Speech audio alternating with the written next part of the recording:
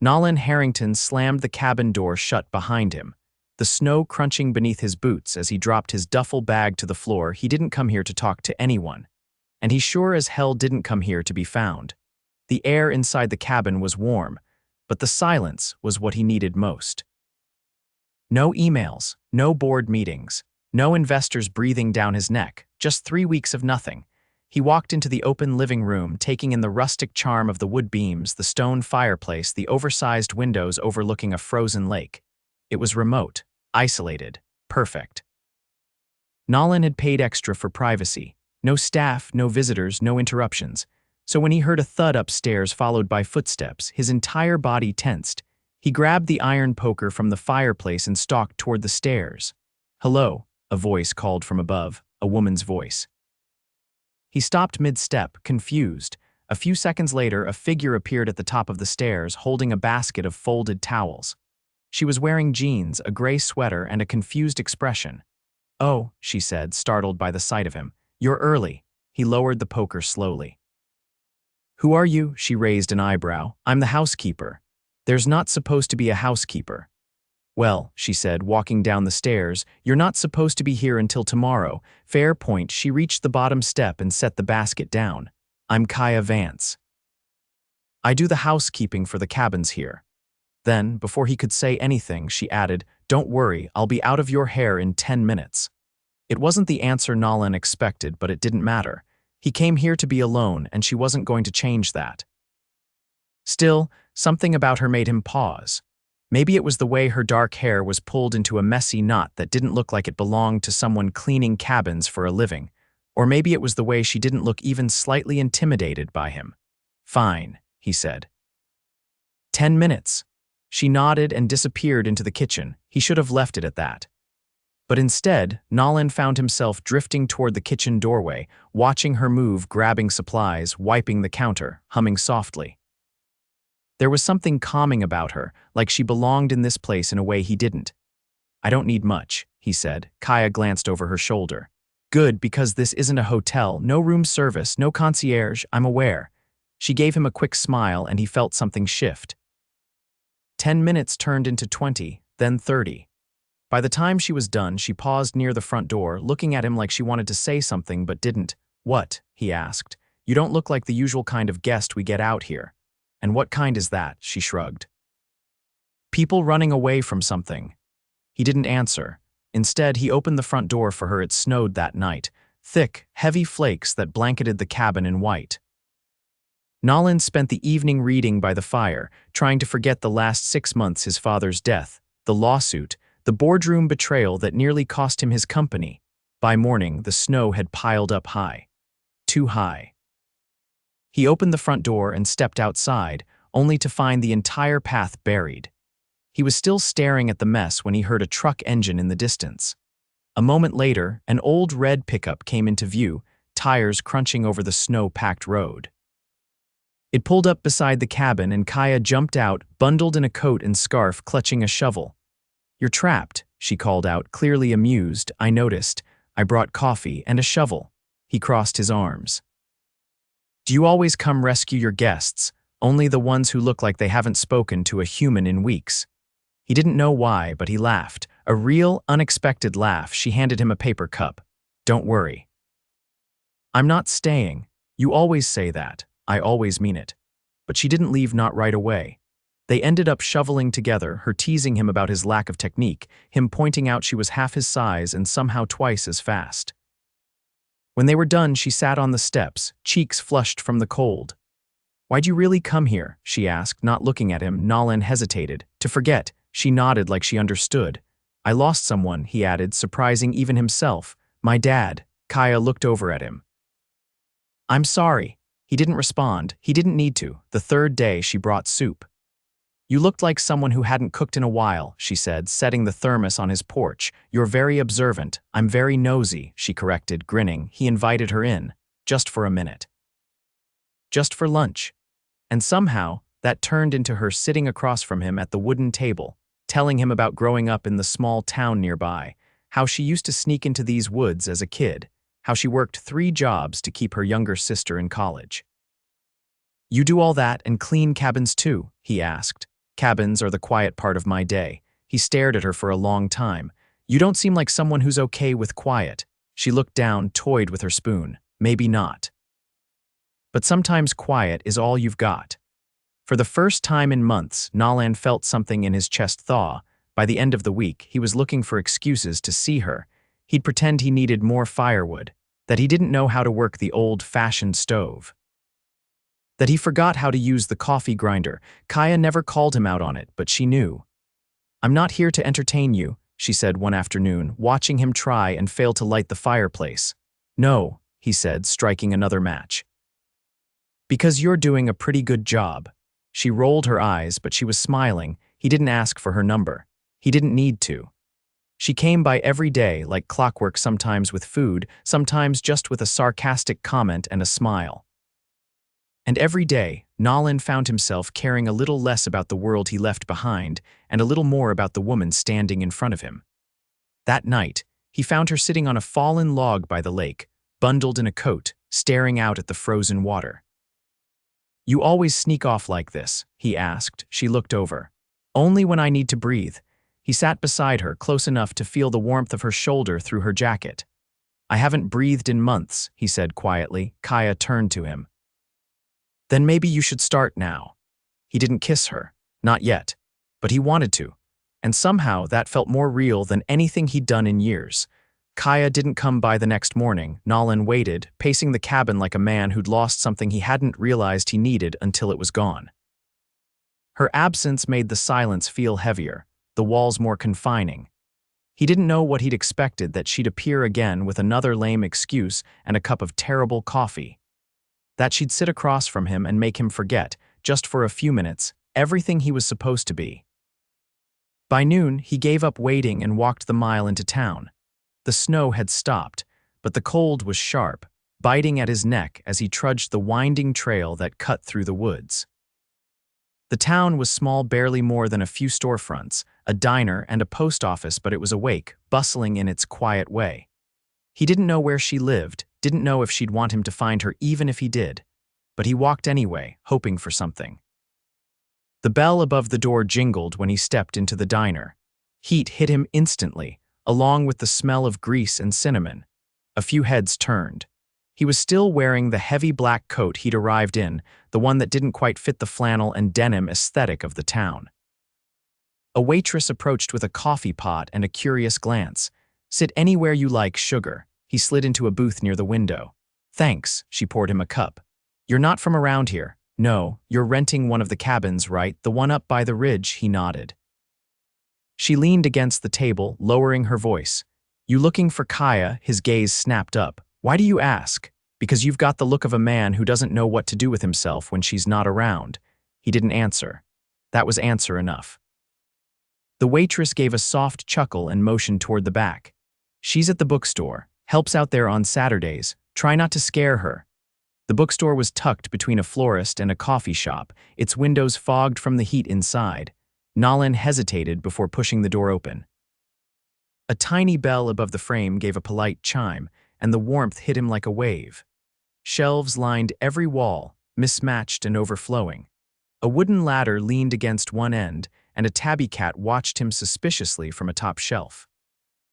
Kaia stood behind the counter, her hair loose around her shoulders this time, flipping through a worn paperback with a pen tucked behind her ear. She looked up, and something unreadable flickered across her face. "You found me," she said quietly. "You weren't exactly hiding. I wasn't exactly advertising either." He stepped closer, hands in his coat pockets. "I thought something happened. You always show up. Maybe I needed a day off. You could have said something. I didn't think you'd notice." He studied her for a long moment. "I noticed." Kaia set the book down, her fingers brushing the counter like she needed something to hold on to. "This isn't my real job," she said after a moment. "The bookstore, or the cabins, I mean, it is, but it's not who I am." He tilted his head. "Then who are you?"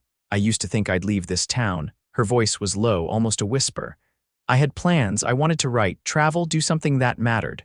What happened? My mom got sick, my sister needed help, and then time just moved on." Nolan leaned against the counter. "You gave up a lot." She looked at him then, really looked at him. "So did you." He didn't deny it. The door opened behind him, and a gust of cold air swept in with an older man hauling a box of books. Kaia moved quickly to help him, lifting the top off and sorting through the spines as if the conversation had never happened, but it had. And Nolan wasn't ready to let it go. "Will you show me the lake?" he asked, voice low. Kaia glanced over. "You've seen it. Not with you." An hour later, they stood at the edge of the frozen shoreline, the sun dipping low behind the trees. The lake shimmered in the fading light, a sheet of silver stretching endlessly across the horizon. Kaia stood beside him, arms folded, eyes on the ice. "I used to skate here," she said. "We'd sneak out after dark, bring flashlights and music. It felt like the world didn't exist. Sounds better than board meetings and stock reports." She looked at him sideways. "You talk like someone who hates his life," he exhaled, visible in the cold air. "I don't hate it, I just don't know what it means anymore." Kaia was quiet for a long time. Then she reached into her coat pocket and pulled out a pair of gloves, blue knit, fraying at the cuffs. "These were my dad's," she said. "He taught me how to skate in them." Before he died, Nolan didn't speak. He used to say, "The ice will only hold you if you stop thinking about falling." He turned to her. "Did it? Sometimes." They sat on the log near the water's edge, their shoulders brushing. He didn't ask questions, she didn't offer more. But something had changed between them, something that didn't need words to be understood. Later that night, back at the cabin, Nolan couldn't sleep. He stood by the fire, watching the flames dance, the echo of her voice still in his mind. The way she'd looked at the lake. The way she'd looked at him. He poured a drink and sat down, but the silence didn't feel the same. It wasn't peaceful anymore. It was missing something, know someone. The next morning, he showed up at the bookstore again. Kaia raised an eyebrow when she saw him. "You're a persistent man. I'm a man who owes you breakfast." She hesitated. "I'm working. I'll carry books, I'll feed the cat, you name it." She laughed, soft and surprised. "Fine. But I'm ordering the pancakes. They're yours." At the diner, she sat across from him in a booth near the window, her face flushed from the cold. "You know," she said, pouring syrup over her stack, "you're not what I expected. I've been told that before. I thought you'd be, I don't know. Arrogant, entitled. One of those guys who complains about the sheets and needs a new cabin if the water pressure drops." "I'm not good with plumbing, but I manage." Kaia studied him. "You're hiding something." He met her gaze. "Maybe. Want to tell me? I'm not sure you'd believe me. Try me." He leaned back. "I built a company from nothing. I was 22 when I started it, a tech platform for global logistics. I sold it for $30 million before I turned 30. Her fork paused mid-air. I kept a stake. Grew it, sat on boards, invested, grew it more. Now it's worth over $400 million. Kaia set her fork down. "You're serious, dead serious," she blinked. "And you rented a cabin with no Wi-Fi." I needed to remember what it felt like to be human. She didn't speak for a long time.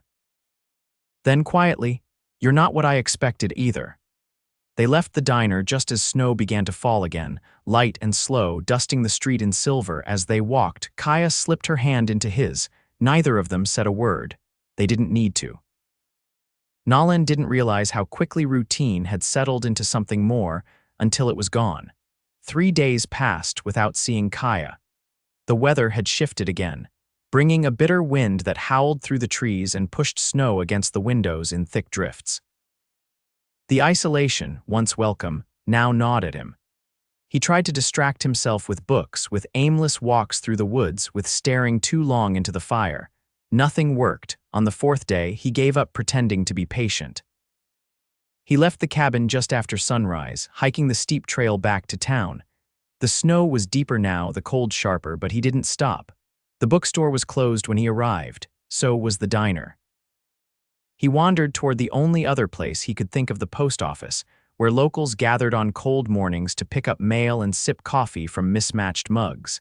He stepped inside, shaking the snow from his coat. A few heads turned, but this time they didn't stare.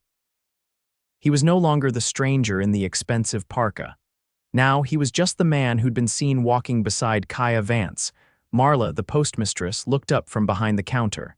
"She's at the clinic," she said without asking. "Is she all right?" "She's not sick, but her sister is. Flu hit her hard. Kaia's been there every day since Tuesday." He nodded once and turned to leave. "Tell her to eat something," Marla added. Girl forgets herself when someone she loves is hurting. The clinic sat on the edge of town, a modest building with a sloped roof and a line of pine trees crowding the back lot. Nolan stepped inside and was met with the faint scent of antiseptic and the quiet hum of machines. Kaia stood at the reception desk, her hair tied back, wearing a faded navy hoodie and jeans. She didn't see him at first. Her forehead was pressed to the desk, her hand wrapped around a paper cup of what looked like cold tea. "I brought food," Nolan said softly, her head lifted. Her eyes were tired, rimmed with dark shadows, but they lit up when they saw him. She didn't smile, she didn't have to. "You walked through that storm. I needed to see you." She rubbed the back of her neck. "I didn't mean to disappear. Ren, my sister, she collapsed Sunday night. Fever hit 104, I've been here since." "Why didn't you call?" She gave a breath of a laugh. "I don't even know your last name." Harrington, her eyes narrowed. "Like the Harrington Group," he nodded. Kaia leaned back against the desk, arms folded. "That's your company." It was. "I stepped down 6 months ago. You're the Nolan Harrington." "I'm just Nolan." She stared at him for a long moment, then slowly said, "I used your app last year to get Ren's medical equipment delivered when the state warehouse failed. It arrived in 2 days. I remember the case. We rerouted a private carrier." There was a silence between them, but it wasn't tense. It was full of something new, recognition maybe, or respect. "I brought soup," he offered. "From the diner. Don't ask how I managed it." She took the bag without a word and led him through a narrow hallway to a small waiting room. He followed her, watching the way her shoulders moved, the quiet strength in every step. "I've been sleeping in the chair," she said, nodding toward the small cot beside the window. "She's stable now, should go home in a day or two." He handed her the soup. "Eat." Kaia sat down, pulling the lid off. "You didn't have to come. I wanted to." She looked up at him, spoon halfway to her mouth. "Why?" "Because you've been showing up for me since the moment I got to that cabin. I figured it was time I returned the favor." For the first time all week she ate, slowly, steadily. And when the bowl was empty, she set it aside and leaned back. "You know, I used to think people like you lived on another planet," she said. "Private jets, stock options. The kind of money that makes people forget what pain feels like. It doesn't work that way. I know that now." He moved to sit beside her. "What will you do once Ren's better?" Kaia blinked. "Go back to cleaning cabins and shelving books." "That's not what I meant." "Then what did you mean?" "I've seen the way you move through this town. People listen when you speak. You've got stories in your head and fight in your blood. You shouldn't have to choose between surviving and living." She tilted her head. "What are you offering?" "A chance to breathe." Kaia stood and walked to the window. Outside, the snow was falling again, soft and slow, blanketing the world in quiet. "You think you can fix me?" she asked without turning around. "No, I think you're not broken." She turned then. Her expression was unreadable. "I can't leave Ren. I'm not asking you to. I can't be someone you rescue just because you're bored of solitude. I'm not bored. I'm undone." Kaia crossed the room in 2 steps. She stopped in front of him, close enough that he could see the faint freckle above her right eyebrow. "You're going to ruin everything," she whispered. "Maybe, then do it." His hand came up, brushing a strand of hair from her cheek. Her breath caught, but she didn't pull away. The kiss was tentative at first, like neither of them was sure the moment was real. But then it deepened, and time stilled. The world outside the window faded. All that remained was warmth and softness and the way her fingers curled into his coat. When they pulled apart, neither spoke for a long time. Kaia pressed her forehead to his. "I don't know what to do with any of this. Then we figure it out together." Later, as the snow thickened and the shadows lengthened, Nolan sat with her in the quiet room while Ren slept, their fingers laced together between them. He didn't need to speak. He was exactly where he needed to be. And for once, he wasn't running from anything. He was running toward her. The snow had softened by morning, melting into slush that streaked the sidewalks and left a sheen of water on every window. Nolan stood in front of the hardware store, the collar of his coat up against a late gust of wind, his hands shoved deep into his pockets. His boots were soaked, but he barely noticed. He was staring at the small building across the street, the bookstore, its windows dark, the closed sign swinging gently against the glass. Behind him, the door creaked open. Hank, the store's owner, stepped out with a box under one arm and narrowed eyes on the sky. "You waiting for her again?" he asked without looking up. "I'm waiting to fix something," Nolan replied. "That's a dangerous pastime, I'm aware." Hank adjusted the box and gave a quiet grunt. "She's not someone you can throw money at and expect to stay." "I'm not throwing anything." "You sure about that?" Nolan turned slowly. "You think I'm here for entertainment. I think you're here for redemption, but that's not her responsibility." Nolan didn't reply right away. He crossed the street instead, boots slipping slightly on the damp asphalt. The bell over the bookstore door didn't ring because it didn't open. It was locked, just like it had been all week. He stood there for a moment before catching his own reflection in the glass. Tired eyes, unshaven jaw, and a man who hadn't thought about stocks or acquisitions in days. He turned away and walked toward the edge of town. Kaia was sitting on the porch when he reached her sister's house. A faded swing creaked beside her, and her elbows rested on her knees, a blanket wrapped loosely around her shoulders. She didn't look surprised to see him. "You missed the sunrise," she said. "I didn't come for the sun." Kaia gestured to the step beside her. "Ren's napping." "You've got 10 minutes." He sat without a word. The silence stretched between them, but it wasn't empty. It was full of what they hadn't said yet of the kiss, of the way they'd held hands in that sterile waiting room, of the way her head had rested on his shoulder just before dawn broke over the lake. "You left your cabin unlocked," she said. "I was hoping someone would break in and reorganize the firewood." She gave a soft exhale that wasn't quite a laugh. "You're not what I expected. You said that already." "I mean it in a different way now." He looked at her, really looked. Her hair was still damp from a shower, pulled into a braid that trailed over one shoulder. There were faint creases under her eyes, but her face was calm, settled in a way that made the air around them feel quieter. "I told Ren," she said suddenly. "Told her what? About you. About the company. About the cabin. And she asked if I was in love with you." He waited. I didn't answer. Nolan's voice was steady. "Because you're not sure?" "No, because I was already crying." He reached for her hand under the blanket. She didn't pull away. "I don't know what this is," she whispered. "I don't know what it looks like a week from now or a month. I don't know how to fit into your world, Nolan." "Then don't." She glanced at him, confused. "Don't fit into anything," he said. "Let's build something that fits us instead." She was quiet, her fingers tightening around his. "I'm not asking you to leave this town," he continued. "I'm not asking you to follow me anywhere. I'm asking you to let me stay." Kaia turned toward him, eyes searching his. "You hate silence." "Not anymore, and you're used to power." "I'd give it up," he said, "for mornings like this." She looked away toward the trees that bordered the yard. "Then what happens next?" "We start there," he said. "Right there." With that question, Kaia was still holding his hand when Ren's voice called from inside. She stood, hesitating. "Don't make promises you can't keep." "I won't." She lingered a moment longer, then disappeared inside. Nolan didn't leave. He sat there as the wind picked up and the trees shifted. He stayed until the sun was high and the blanket she'd left behind was damp with dew. That night, he packed up the cabin. He didn't leave town. Instead, he rented a small house just off the main road, nothing extravagant, just 2 bedrooms, a fireplace that worked when it felt like it, and a porch that overlooked the trees. He didn't tell Kaia right away. He wanted to get it ready first. He stocked the kitchen with the things she liked, hung a coat hook by the door for her knit gloves, and made sure the bookshelves were solid. She came by 3 days later, unannounced.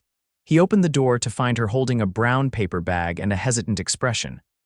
"I brought coffee," she said. "It's probably cold."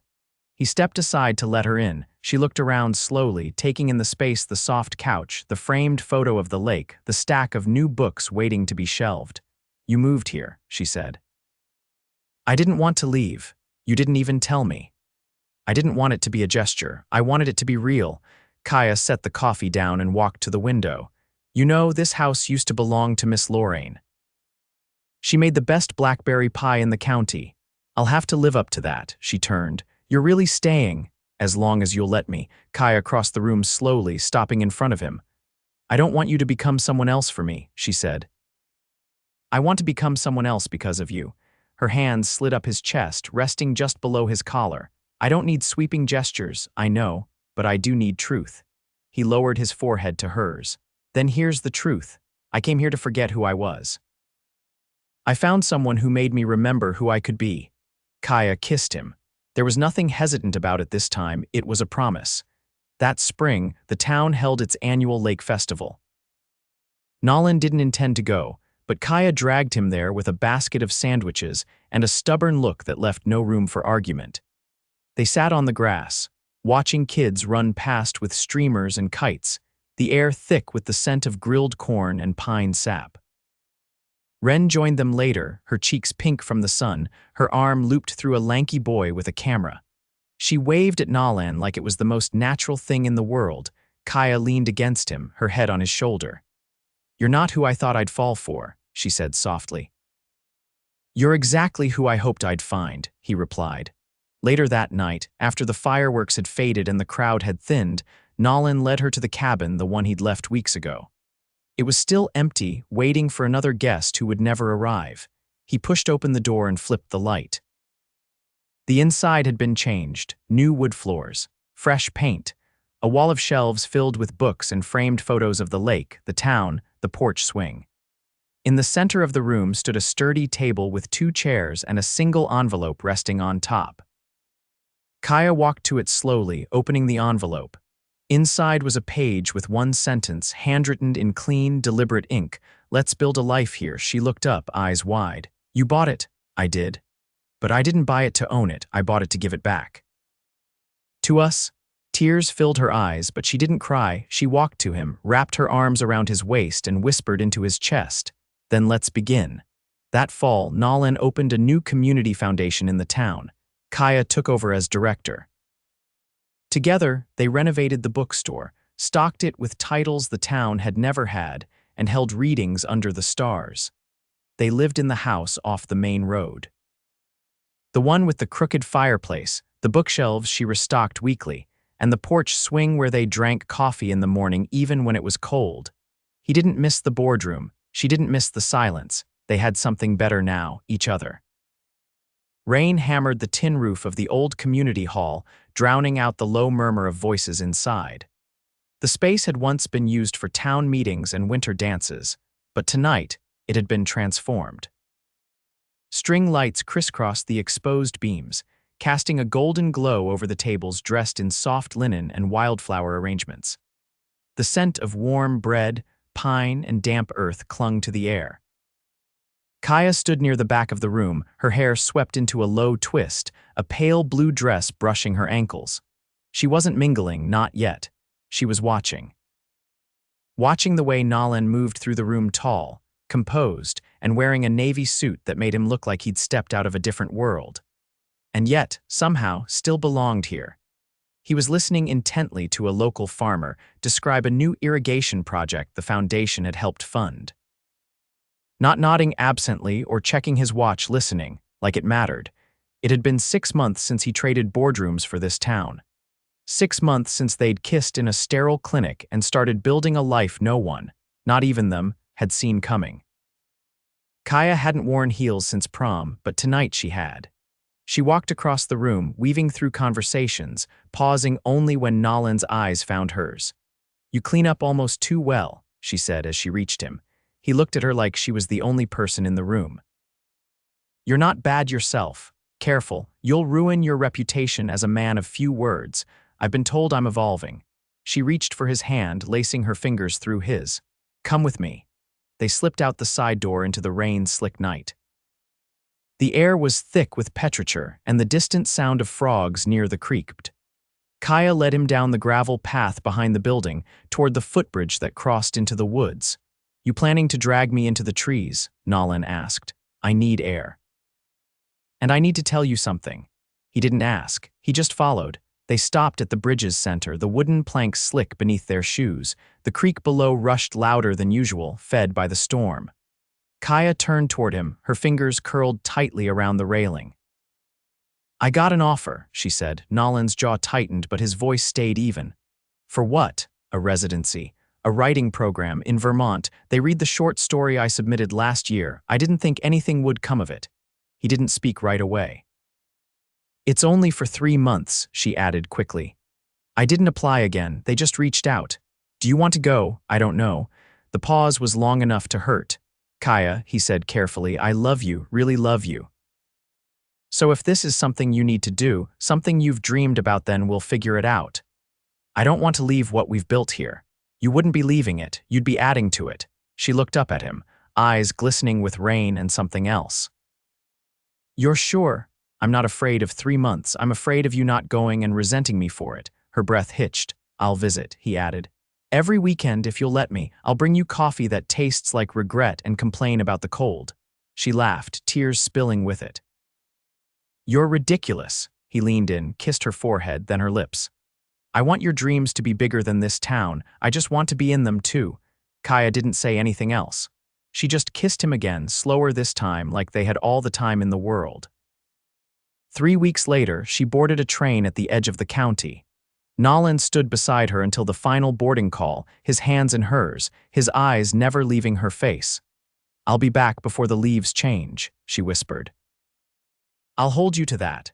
She kissed him once more, then disappeared into the car. He stood there, the platform emptying behind him, and watched until the train slipped into the trees. The next morning, he woke early and walked to the creek. The house felt different without her, quieter, colder, too many pillows on the bed. But he didn't let it get to him. Instead, he poured himself into the work they'd started together. He expanded the foundation's reach, pushed for new grants, helped fund a literacy campaign at the high school. He bought a second-hand truck and learned how to fix a fence line. He took Ren to her physical therapy appointments when Kaia couldn't. He made sure the bookstore never ran out of the poetry section Kaia loved best. And every Sunday, without fail, he video called her from their porch swing. She would be wrapped in a blanket, hair pinned up, dark circles under her eyes from too much writing and too little sleep.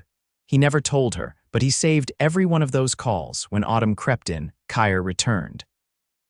He met her at the station, holding a bouquet of wildflowers and a thermos of homemade cider. She practically ran the last few steps. You're late, she said, breathless, her arms already around his neck. You're early. I couldn't stay away. He kissed her like he meant it, like the time apart had only deepened the tether between them. When they got home, she paused on the porch, her eyes sweeping the garden she'd started and the wind chime he'd repaired. You kept everything the same, she said quietly. I was waiting for you to change it. She reached into her bag and pulled out a small envelope. What's this? A copy of the acceptance letter. I thought maybe we could frame it, put it in the office. For the next time I forget what I'm capable of. He took it from her carefully. There's going to be a next time. I hope so. I want more, of everything. Then let's make a list. They sat down at the kitchen table and did exactly that, make a children's book together. Host a storytelling festival, build a writing shed by the lake, adopt a dog that's too big for the couch, open a second bookstore in the next town over. The list grew until the paper ran out. Months passed. Snow came and went. The bookstore expanded into the old florist shop next door. Ren started dating the boy with the camera, and Nolan stopped correcting people when they called him Kaia's husband. On a warm spring morning 2 years after that first kiss by the lake, Kaia found Nolan pacing beside the new greenhouse they'd built behind the house. What's wrong? She asked. I lost something. What? He reached into his pocket and pulled out a small velvet box, flipping it open to reveal a ring simple, elegant, with a band that twisted like the branches of the trees around them. Kaia's breath caught. I was going to ask you inside with candles and music, he said. But I realized I don't need any of that. I just need you, forever. You're proposing in muddy boots, and you're wearing a sweater with paint on it. She smiled, eyes brimming. Perfect. He dropped to one knee. Kaia Vance, will you marry me and let me love you exactly like this for the rest of our lives? She didn't wait. Yes. They married in the backyard under the same string lights that once hung in the community hall. The entire town came. Ren gave a speech that made everyone cry, and the old swing creaked under the weight of too many kids at once. At the end of the night, as the sun dipped below the trees and the fireflies came out, Nolan pulled Kaia onto the makeshift dance floor. I never pictured this, she whispered. Me either. But I'm glad it's real. He held her close, his lips brushing her ear. It's only the beginning, and it was.